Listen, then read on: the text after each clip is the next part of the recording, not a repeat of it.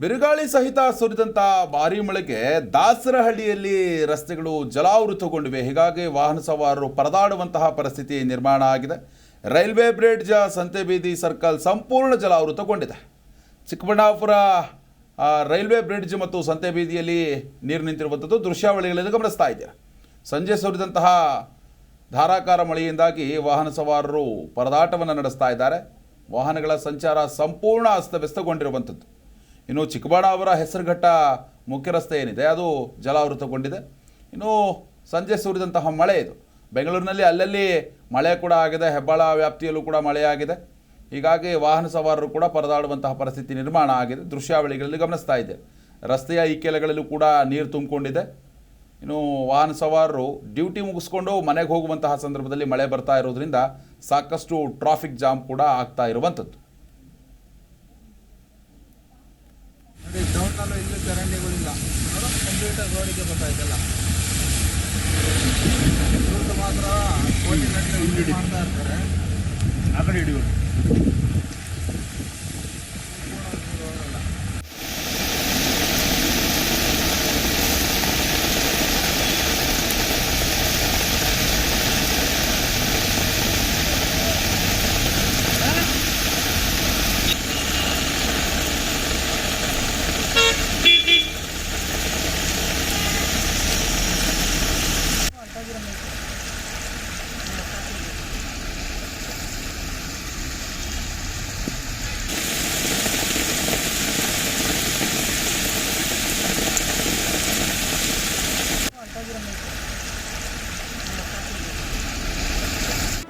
G Kannada news ಈಗ ನಿಮ್ಮ ಮನೆಯಲ್ಲೇ ನೋಡಿ.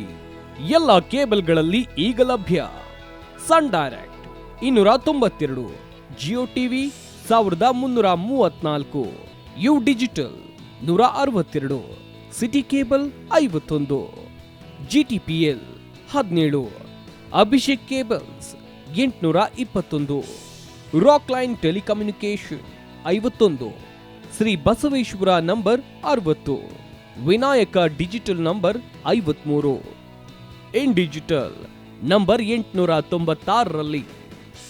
ನಿಮ್ಮಿಸ್ತದ ಜಿ ಕನ್ನಡ ನ್ಯೂಸ್ ನೋಡಿ ಆನಂದಿಸಿ.